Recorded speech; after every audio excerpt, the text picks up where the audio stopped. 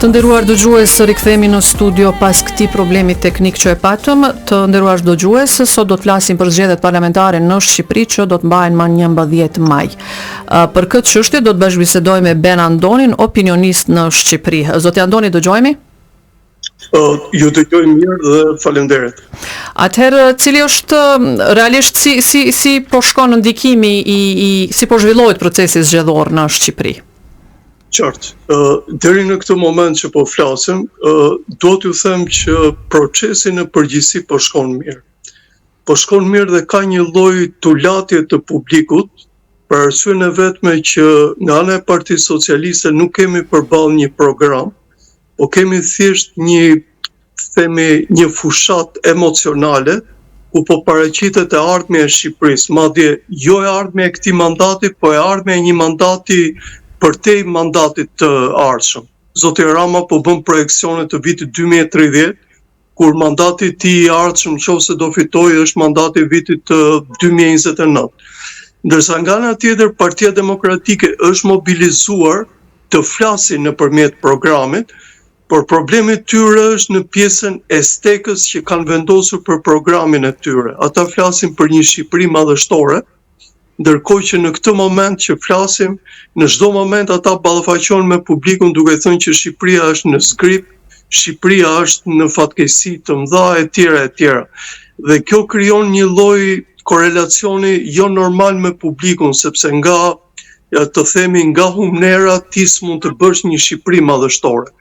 Dhe me pak fjalë, projekti i Zotit Rama shkon më shumë drejt formës, drejt paraqitjes më shumë emocionale, ndërsa projekti i Zotit Berisha shkon më shumë drejt paraqitjes emocionale dhe pjesës racionale, ku ai mundohet sa më shumë të shpjegojë programin, por disa herë më vjen keq të them ka arritur të bëjë edhe gabime minore.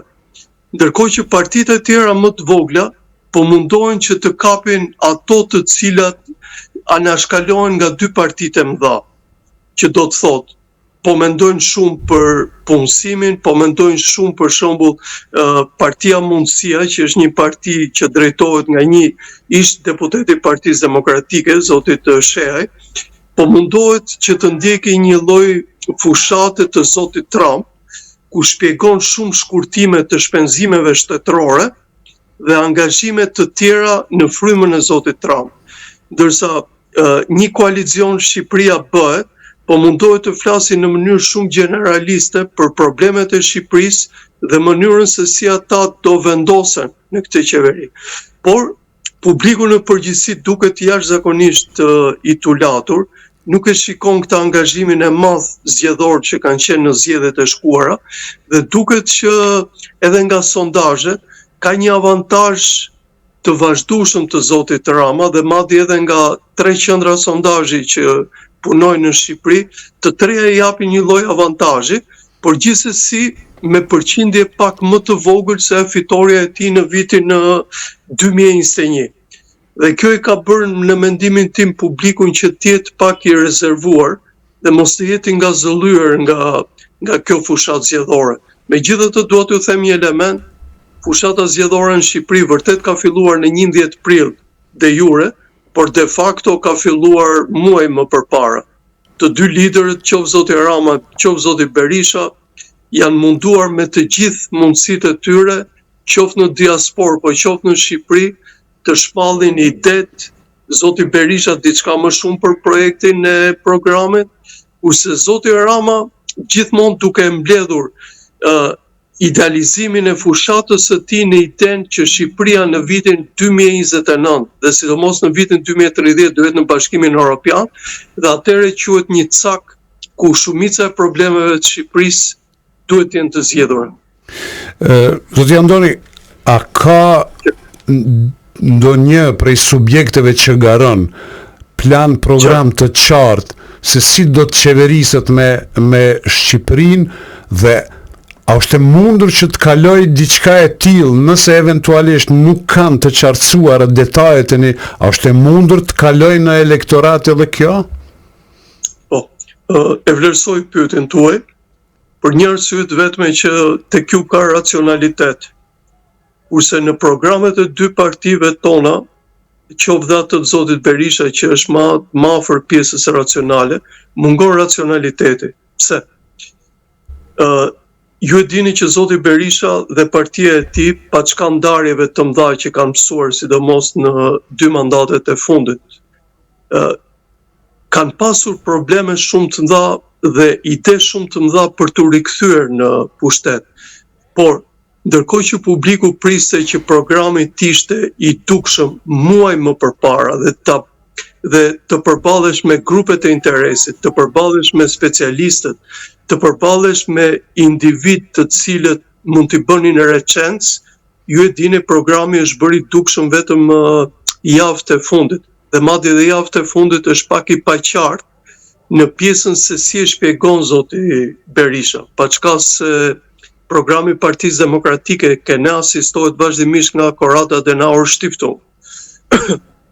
Kurse në rastin e Partisë Socialiste kemi një mënyrë tjetër arsyetimi. Zoti Rama e ka sfiduar pjesën programore, që do të thotë të paraqiste realisht se cilat kolona do shkonin në ndihmë të partisë së tij, dhe është mbështetur thjesht në idenë e cila ka ardhur nga Bashkimi Evropian dhe që është konjunkturë ndërkombëtare, që Ballkani Perëndimor mendohet që të futet në grup në vitin 2030. Dhe këtë zoti Rama e ka bërë sloganin kryesor, madje ka personalizuar dhe sloganin kryesor, sepse thot me Edin dhe me Partinë Socialiste drejt Europës, po ka paraqitur identitetin e pasaportës europiane, që kjo është gjëja fundore për problemin shqiptar. Ndërkohë që po ta shikoni me kujdes në të dyja partitë, po dhe në partitë e tjera, nuk ka ide të qarta se si mund të rikthehen shqiptarët të cilët kanë ikur, ose cili do jetë mënyra që do bëhet klima e biznesit më e mirë për ata që të vinin në Shqipëri. Dhe paradoksalisht, ju e dini, ditën e hënë Shqipëria ka hapur kapitullin e dytë, ku flitet realisht për lirit ekonomike, ku janë të përfshira të gjitha këto. Por kuptohet që në terren të dyja partitë u shmangen temave reale, e para sepse lën shumë për të dëshiruar, po e dyta kanë personalizuar gjithçka ke dy individët, zoti Rama dhe zoti Berisha. Zoti Andoni, ju thoni që dy subjektet kryesore, Partia Socialiste dhe Partia Demokratike, por edhe këto të tjerat, në plan programet e tyre zgjedhore nuk përkojnë me nevojat e qytetarëve real të Shqipërisë, me nevojat e tyre të përditshme? Mendoj që jo. E para sepse nuk ka një fotografim të mirë të situatës në Shqipëri, dhe dyta gjë që është më shqetësuese dhe këtë dua ta ndaj me ju, e gjithë fushata që po bëhet nga të gjitha partitë i ka shmangur lokalitetet, sepse lokalitetet e Shqipërisë pothuajse janë zbrazur dhe po bëhen në qytetet kryesore. Madje në qytetet kryesore që ka popullsi, sepse janë disa qytete tjera të cilat janë të zhveshura fare nga individët. Dhe madje partitë kur shkojnë në zgjedhjet e kaluara kemi shembullin që edhe njerëzit të cilët merrnin pjesë në mitingje i merrnin me vete me autobuza. Dhe prandaj ju them, edhe partitë e tjera kanë një paqartësi të nevojave reale të publikut. Dhe këtë dua ta ndaj me ju në sensin që uroj që në Kosovë mos të jetë e tillë, që partitë kryesore këne flasin gjithmonë në kohën e ardhshme, por asnjëherë nuk mbështeten atë se çfarë kanë bërë deri tani, sidomos Partia Socialiste, ose të kërkojë mea culpa, dhe pastaj të shkojë të thotë që nga ky realitet, ku neve nuk kemi fuqi punëtore të mjaftueshme tani, ku ne kemi probleme të jashtëzakonshme me sistemin arsimor, ku ne kemi probleme shqetësuese me sistemin shëndetësor, të shkosh në një nivel mbas 4 vjetësh që zoti Rama pretendohet që do jetë një nivel i domosdoshëm dhe i kapshëm që Shqipëria të kapi parametrat për Bashkimin Evropian, që është një paradoks në mendimin tim, përveç konjunkturës ndërkombëtare që mund na fusi edhe me detyra të paralizuara. Ndërsa Partia Demokratike është racionale në thelb, por disa herë njerëzit e tyre nuk din ta shpjegojnë mirë programin e tyre, ose të qasen realisht me nevojat e publikut shqiptar për të tashmen, sepse njerëzit mendojnë fillimisht për të tashmen, pastaj duhet të mendojnë për të ardhshmen. Zoti Andoni, në gjykimin tuaj, a ka një rikthim të PD-s si brand politik në këtë garë, dhe për pësën kjo që po thoni ju, që fushata mbështetet në integrimin në bashkimin evropian, a është ky realitet gjithnjë në gjykimin tuaj, apo është thjesht propaganda elektorale?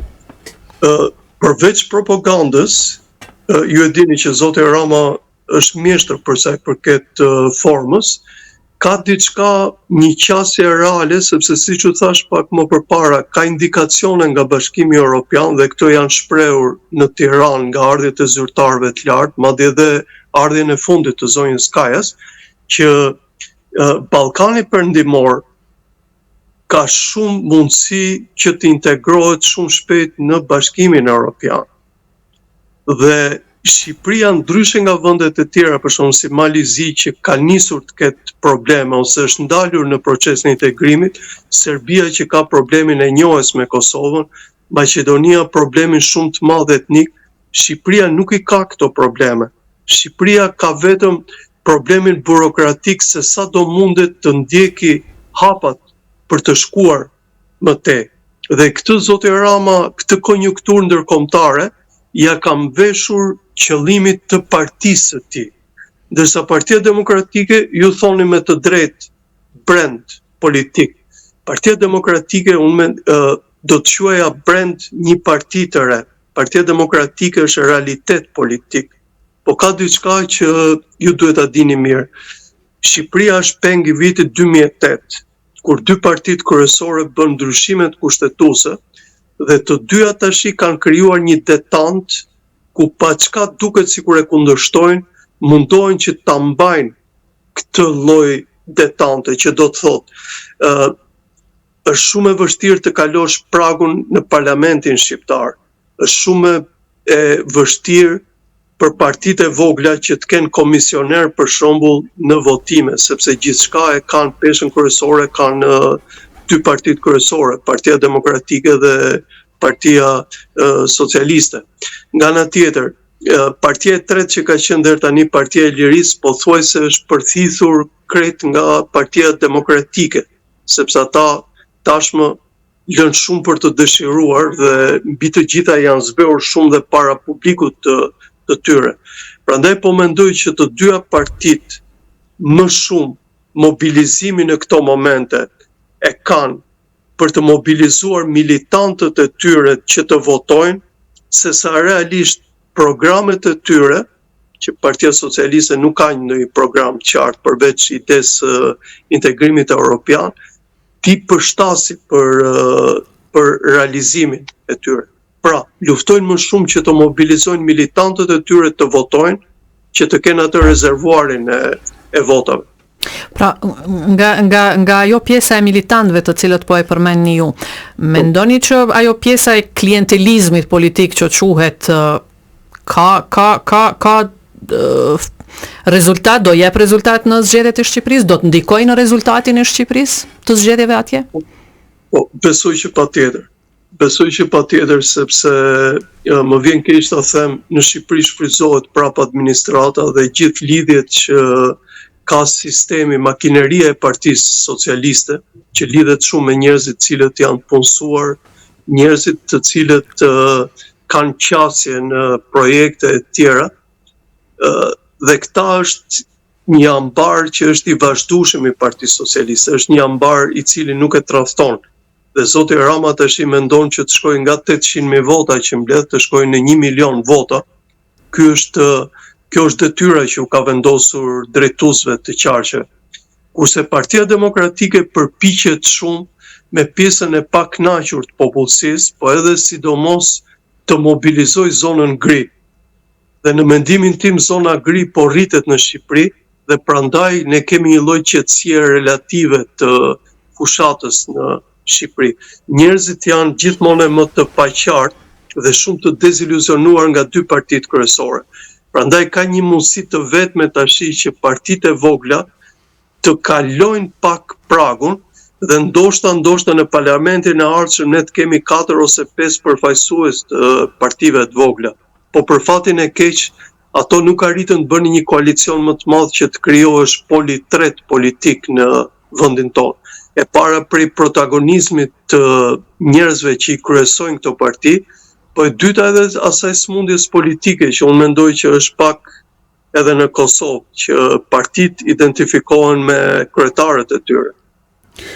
Zoti Andori, a mund të pritet kësaj radhe të ketë një penalizim nga elektorati për mos veprim politik të partive të caktuara dhe për mos sukses eventual në qeverisje? A kemi mbri në stat të tillë ku mund të ketë penalizime? Keni shumë të drejtë me pyetjen dhe është e drejtë që kjo të ndodhte. Është e drejtë sepse ju e dini Shqipëria dhe Kosova janë 2 vendet më të varfra të Ballkanit. Ju e dini që niveli i korrupsionit në Shqipëri është një nivel i frikshëm. Sistemi i arsimit është ai që është. Klima e biznesit lë prap shumë për të dëshiruar dhe pastaj për mos thënë atë plagën më të madhe të vendit tonë që është shikja e individëve.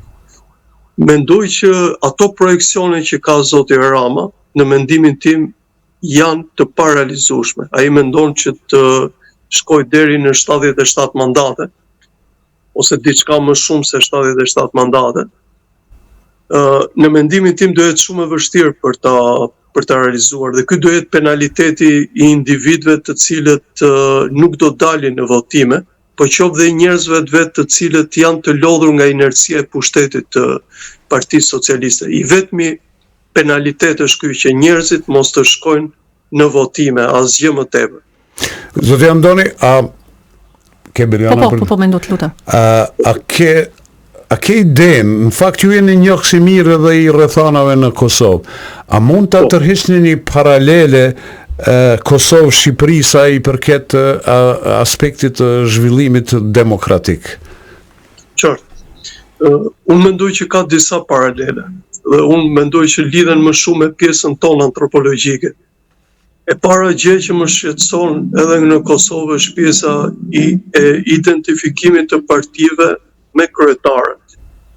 Rasti më flagrant është rasti i zotit Kurti, po edhe në partitë e tjera shikoj pjesën e LDK-s.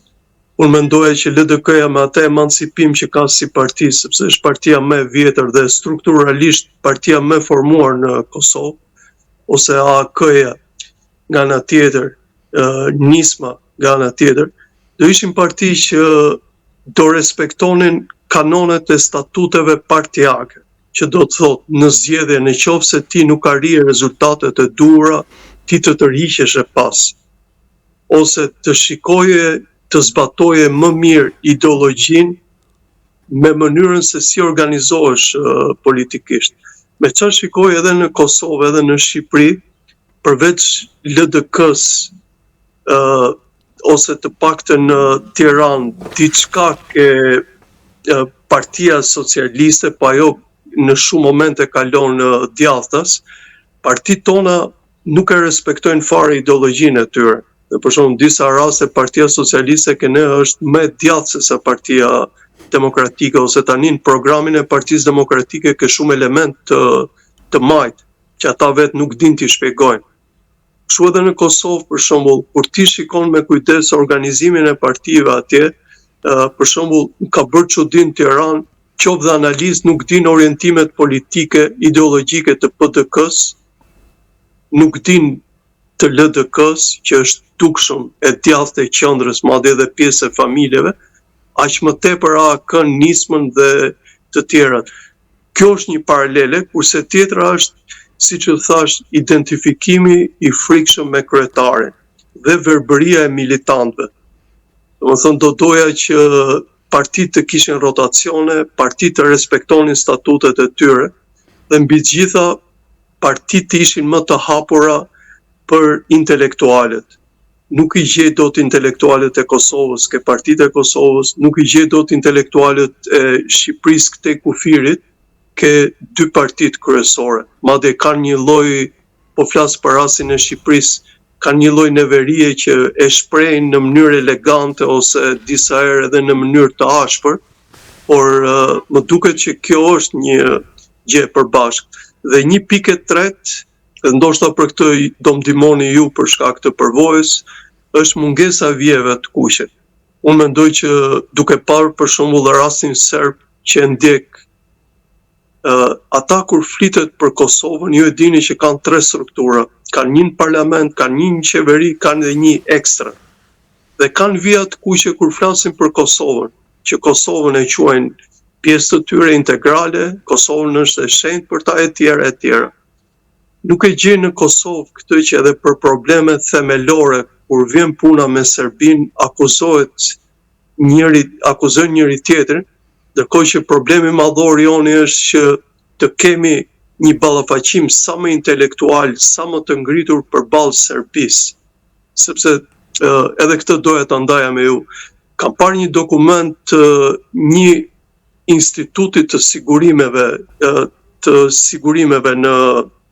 në Serbi, që është edhe në internet, ku fliste për interpretime e të ardhmes të marrëveshjes Kumanovës. Dhe interpretimet ishin jashtëzakonisht komplikuara dhe ti shikoje punën e madhe që po bëjnë ata për t'ju shmangur edhe marrëveshjes Kumanovës, që është një marrëveshje bazike. Dhe do doja që njerëzit që merren me të drejtën ndërkombëtare në Kosovë dhe që janë njerëz që unë i vlerësoj shumë, që nga Zoti Hasani ka institucione pastaj të tjera në Kosovë që vërtet janë për të vlerësuar, edhe publicistë tuaj, të kishim dokumenta të tilla me të cilët t'i përballonim serbët, jo serbët e 2025-s, po serbët e 2050-s, ashtu si edhe në Shqipëri. Shikoj për shembull jemi fare të papregatitur ose nuk kemi vija të kuqe pozita me opozitën kur flitet përballë marrëdhënies tonë me Shtetet e Bashkuara të Amerikës. Kur flitet për shembull për marrëdhëniet tona me Greqinë, ju e dini që ne kemi problem të hapur me Greqinë, problemin e kufirit detar. Dhe është jashtëzakonisht problemi komplikuar, do kaloj tash në arbitrazh ndërkombëtar, por ju e dini në arbitrazhin ndërkombëtar që në mos gaboj është në Hamburg, pjesa më e madhe e specialistëve janë grek. Ndërkohë që Shqipëria flet gjumë, dhe ti kur flitet për shembull opozita mbron gjithmonë qëndrimin që është kundra nga ana e pozitës. Dhe ti shqetësohesh që për probleme themelore të vendit ti nuk ke vija të kuqe që të dyja palët të bashkohen. Pse vije kjo, zoti Andoni, në gjykimin tuaj? Pse nuk ka një zë si kom karshi sfidave? Apo ndoshta pse shqiptarët ende nuk arrin që të definojnë se cili është interesi i tyre nacional si komb? Apo ku është problemi? T'ju them një element dhe besoj që ju besoj e keni hasur këtë. Ka një shprehje të famshme të Faik Konicës. Në kulturën tuaj dua të them diçka. Faik Konica ka qenë mendje ndritur, po ka qenë realisht dhe një nga njerëzit më problematik të shtetit shqiptar. Konfliktet që ka krijuar në Shqipëri janë të mëdha. Ka shere pafund me Luiz Gurakuqin dhe me tjerë, Ahmet Zogun, Ishërbeu e tjerë, por çuditërisht e njëjtë antropologjin politike shqiptare si askush tjetër. Dhe ai ka lënë një shprehje që unë besoj që jep shpjegimin më të mirë pyetjes tuaj.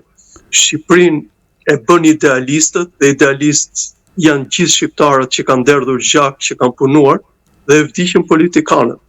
Ai thotë nëse do i vendoset Shqipërisë në një tabel, ajo do ishte këtë e ngritën idealistët dhe e vdiqën politikanët. Dhe më vjen keq të them, janë politikanët ata që e bëjnë këtë, po politikanët ju e dini janë esenca jonë, sepse ne i zgjedhim ata. Unë do të kthesha pak te çështja e zgjedhjeve në Shqipëri. Diskutabile gjithmonë mbetet, jo diskutabile, por është pjesë e proceseve zgjedhore, është edhe çështja e votës që vjen nga diaspora. Shpeshherë edhe në Kosovë, por edhe në Shqipëri komentohet me ndonjëherë edhe me tona admiruese, por edhe me tona pejorative.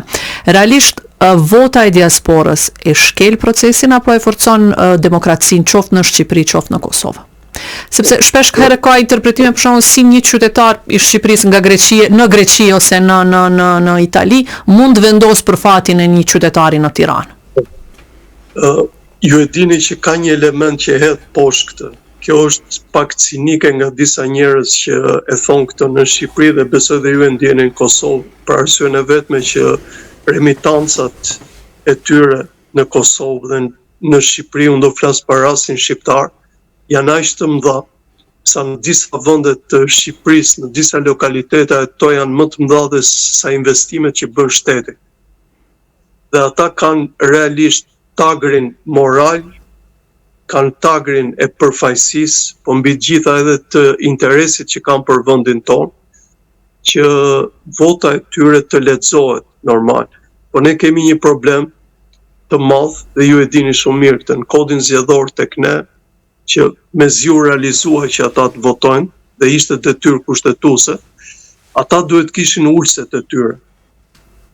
Dhe unë besoj që edhe në Kosovë, në qoftë se do vi momenti që diaspora të ketë ulset e veta, besoj do kanalizohet më mirë dhe energjia e tyre, sepse ne edhe diasporën e kemi shumë të ndarë, ne kemi shumë të përçarë, dhe politika ndërhyn edhe atje. Dhe po e shikojmë tani në zgjedhjet e fundit, ka një ndërhyrje shumë të madhe të politikës, qoftë nga krahu i majt, qoftë nga krahu i djathtë, po dhe partitë e vogla, të cilat po bëjnë çmos që ta drejtojnë pjesën votuese të tyre tek interesat e tyre. Dhe ka dhe një element tjetër që votat e tyre do shkojnë në qarqet ku ata janë. Nuk do shkojnë për shembull të kanalizuar e zëm të gjitha të shkonin për qarkun e Tiranës ose për qarkun e Elbasanit ose për një qark të caktuar ose të krijohesh një qark special dhe ato vota për shembull të nxirrin 2 deputet që ata do dëshironin.